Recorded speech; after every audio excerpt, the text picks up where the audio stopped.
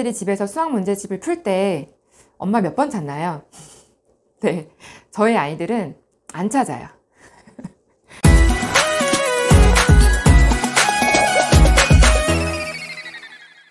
안녕하세요. 123 미니쌤TV의 김민희입니다. 4월 달에는 너무 바빴어요. 학원에 오는 친구들도 있고 온라인으로 수업을 유지하는 친구도 있고 평소 수업하는 거에 2배를 시간을 할애할 수밖에 없는 스케줄이 나와서 도저히 아이들 수업 준비 외에는 다른 저의 채널 관리를 하는 게 좀 많이 어려웠어요. 그래서 유튜브도 영상을 예전에 찍어 놓은 거 이제 막 편집하면서 올리기 시작하고 있는데요. 궁금하셨죠? 그냥 그렇게 잠깐만 영상 올리고 안 하려나? 뭐 이런 생각도 하셨을 수도 있을 것 같은데 그건 아니고요. 계속 뭐 할까 생각도 많이 했지만 시간이 여의치 않아서 이제서야 뵙게 됐고요. 오늘은 엄마들이 수학에 관련된 뭐 여러 가지 고민들을 하고 계시잖아요.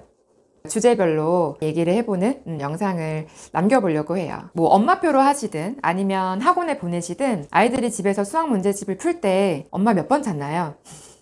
저희 아이들은 안 찾아요. 제가 안 가르쳐 주는 걸 이미 알고 있거든요. 안 찾아요. 절대로. 채점을 받고 그냥 모르면 별표를 치더라도 틀린 거가 확인되고 혼자 다시 한번 할 때까지 저는 도움을 안 주거든요.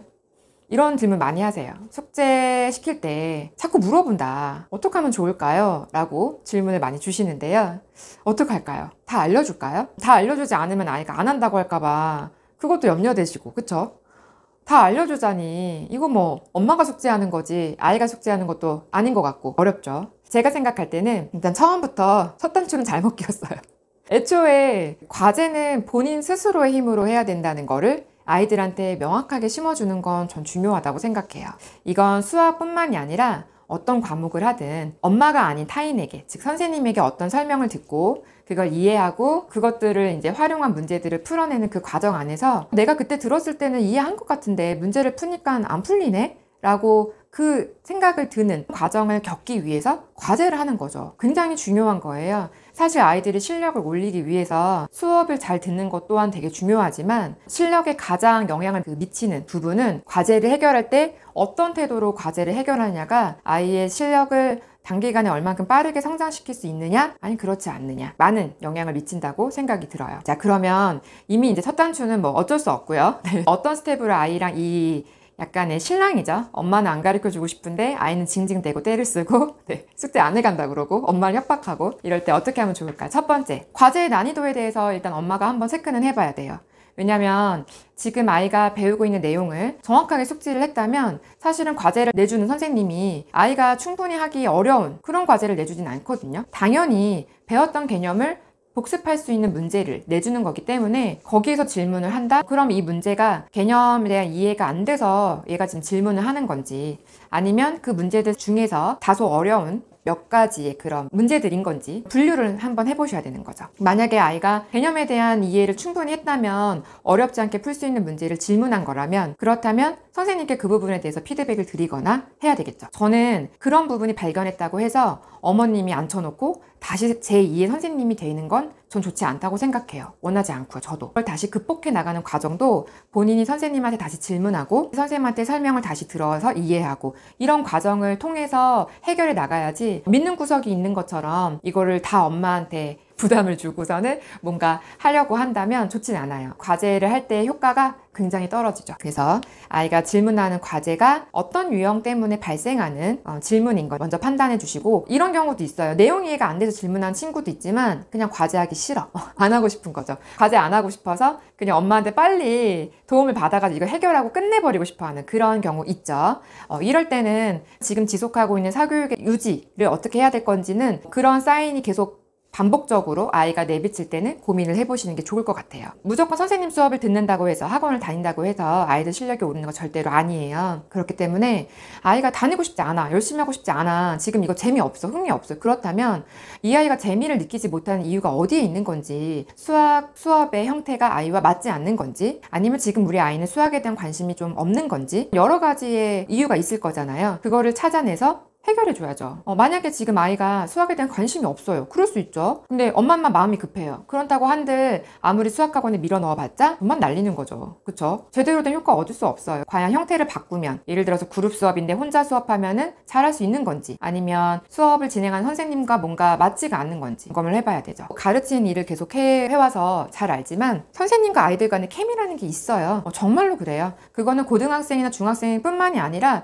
유아들도 있어요. 그래서 그 케미가 안 맞으면 뭔가 선생님한테 내가 관심 받지 못하는 것 같고 이쁨 받지 못하고 있다 아이가 자꾸 생각하면 투정 부리고 집에 와서 계속 하기 싫다고 그렇게 표현을 하죠. 그래서 그거는 선생님이 잘 가르치고 못 가르치고 문제는 아닌 것 같아요. 선생님들마다 색깔이 있잖아요. 그리고 표현하는 방식도 있고 아이들한테 그냥 수업에 대한 것만 전달한 선생님도 있지만 또 아이의 어떤 태도적인 부분에 대해서도 관여한 선생님도 있고 굉장히 다양하죠. 아이가 어떤 사람하고 잘 맞는지는 사실은 경험해보지 않으니까 모르는 거기 때문에 어떤 요소에서 아이가 힘들어하는지 확인해서 해결을 해주면 좋을 것 같고요. 도움이 필요한 것 같다라고 느끼셨다면 다 엄마가 해결해주는 것보다는 어떤 거는 선생님하고 해결할 수 있게끔 아이한테 선택지를 주는 거죠. 엄마한테 계속 귀찮게 질문을 많이 하는 친구들은 딱 한 문제 물어보려고 그런 경우 거의 없어요. 숙제 중에서 굉장히 많은 문제에 대한 질문을 엄마한테 하니까 그런 고민을 하는 거잖아요. 그렇기 때문에 여러 가지 질문하는 것들 중에서 몇 가지는 엄마가 지금 힌트를 줄게. 나머지 몇 가지 선생님한테 질문을 해봐 라고 남겨두셔야 돼요. 수업을 계속 지속적으로 잘 받고 선생님 설명 집중 잘 들으려면 선생님과의 상호작용이 계속 이루어져야 되는데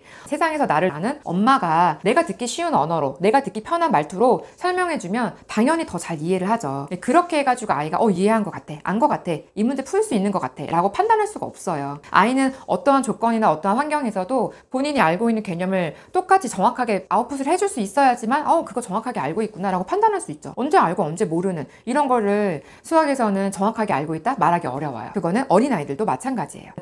힌트를 주기로 했어요. 그럼 우리는 어른들은 항상 정답을 향해 가거든요. 왜냐하면 마지막으로 학습했던 패턴들이 정답을 잘 맞춰야 되는 시험 점수를 잘 받아야 되는 거 익숙해져 있기 때문에 이미 정답만 향해 가요. 근데 아이들한테 설명해 주시거나 모르는 문제에 도움을 주실 때는 정답을 향해 가면 안 되고요. 결국 정답은 아이가 찾은 것처럼 방향을 끌고 가셔야 돼요. 예를 들어서 아이가 모르는 문제가 달리기를 하고 있는데 내가 앞에서는 4등, 뒤에서는 3등이에요. 나와 같이 달리고 있는 친구들은 모두 몇 명인가요? 라는 문제를 아이들이 가끔 어려워하거든요. 근데 이런 문제를 풀 때 어떻게 할까요? 저는 앞에서 4번째면 그림으로 그려볼까? 이렇게 어떤 대안을 참새랑 비둘기가 모두 합쳐서 10마리가 있는데 참새가 2마리가 더 많아요. 참새는 모두 몇 마리일까요? 10마리가 될 수 있는 거는 어떤 수들이 있을까? 라는 질문을 던지는 거죠. 그러면 거기서 아이가 다시 해결을 찾아내는지 설명하는 것조차도 무슨 말인지 못 알아듣는지 이런 걸 판단하셔야 되는데 간단하게 이 방법을 제시하거나 힌트를 살짝 줬는데도 불구하고 전혀 감을 못 잡는 경우 지금 그 레벨이 아이한테 맞지 않는 거예요. 그러면 문제집이든 수업의 레벨이든 조금 고민해 보시고 선생님과 상담을 하시는 게 필요하고요. 근데 이해는 했고 아이가 그럼에도 불구하고 생각을 안 하려고 하죠. 보통은 엄마 앞에서 자기가 애써서 생각을 안 하려고 해요. 질문을 많이 하는 친구들의 경우에는 그래서 몰라 모르겠어 계속 그러다가 엄마 이런 말 하죠. 너는 학원에 도대체 뭘 배우고 온 거야? 이런. 네, 저는 그런 경험이 있는데 없으신가요? 네, 저는 있어요. 어쨌든 이제 그런 과정이 펼쳐진다면 그런 아이한테 모르는 문제에 대한 풀이를 알려줘도 의미가 없어요. 안 푼 거랑 다름이 없다고 생각을 하시고 그렇게 해서 결국에는 아이가 엄마한테 도움을 다 받아냈다. 그러면 거기다 엄마 도움을 받았다는 표시를 해서 선생님한테 피드백을 주는 게 필요하겠죠. 선생님들도 그 많은 것들을 다 체크하기는 어렵겠지만 어쨌든 반복적으로 아이가 혼자 힘으로 해결되지 않는 문제들은 반드시 체크를 해가셔야 되는 건 당연하거든요. 피드백을 줬을 때 선생님이 관심이 없고 체크하지 않는다? 그러면 또 선생님에 대한 고민을 해보셔야겠는데 아이가 모른다고 했는데 눈과 귀를 싹 닫고 모른 척하지는 않을 겁니다. 유아나 초등저 아이들한테 이런 모습이 참 많이 보여요. 저는 그래서 미리 도움을 주지 말라고 얘기를 하거든요. 사실은 도움을 안 주는 게 가장 좋아요. 아이가 스스로 부딪혀 가면서 내가 이거 알고 모르네 하는 그 과정 속에서 메타인지가 발달하는 거기 때문에 메타인지를 잘 키워서 중고등학교 때 공부를 잘하는 아이를 만들고 싶다면 정말 사소한 습관이지만 엄마의 일관된 태도가 굉장히 중요해요. 저는 질문 아이들이 할 때 안 가르쳐 줄 거면서 화도 안 내요. 어떤 경우에는 안 가르쳐 줄 건데 화를 내는 경우가 있어요. 그러면 안 돼요. 아니야. 그냥 너가 알아서 해. 뭔지도 물어보지도 않아요. 되도록 자기 혼자 힘으로 끙끙대면서 할 수 있는 습관들을 정말 아주 조금씩 진짜 가랑비에 옷 젖듯이 한 번만 더 읽어봐봐.